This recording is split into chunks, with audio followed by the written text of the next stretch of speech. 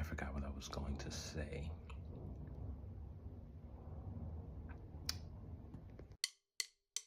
Randomly, usually the opposite of uniformity, but the shifts in time form a certain parity. With the gesture of buttons comes clarity.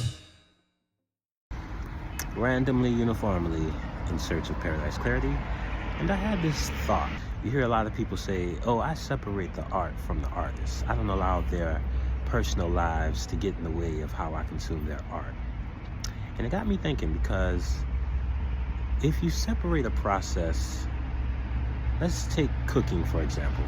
Cooking is elemental, fundamental. I mean, without fire, without being able to heat food, you're consuming food raw. And there are definitely people who eat raw foods. This is no disrespect or slight to them. But if you want some rice, it's better to cook that rice than to just be eating on hard rice, right? So cooking is a vital process to consuming food. Now, art is probably one of those things in part that doesn't really matter if you take from it without sort of bearing the responsibility of what that means for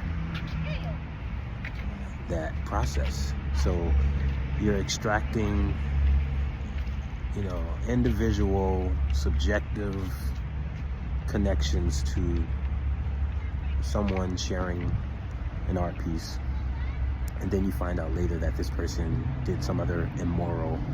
I mean, it's a moral question, but it's also a question of ethics, principles. Like, how far are you willing to justify someone's art in light of their behaviors? Are they connected?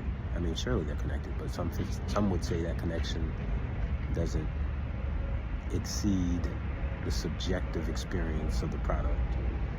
So it's interesting, because that's why art is seen as a haven for many people, because you can escape, sort of build a world that is not material, but sort of correlated through your subjective experiences. I don't know. Randomly, uniformly, in search of paradise clarity, just a thought. Anyways, how far will one go to relive a memory? Something that happened that you remember. How far are you willing to go to recreate that memory, or remind yourself of the feeling when that experience happened? A memory, something that happened, a capture, a photo. How often are you looking at that photo? Examining the atmosphere of that photo? How often? Are you doing it anyway? Or is it just a fleeting sensation of peace? Something that brings you joy, or maybe even frustration. It doesn't have to be something positive, but memories that just lay in your mind. How far are you going to recreate that? Does it make you smile? Do you find the need to consistently go back to that memory? Buttons, y'all. This is the outfit of the day, I must say. It's quite the sight. Ignite! Anyways, buttons, y'all.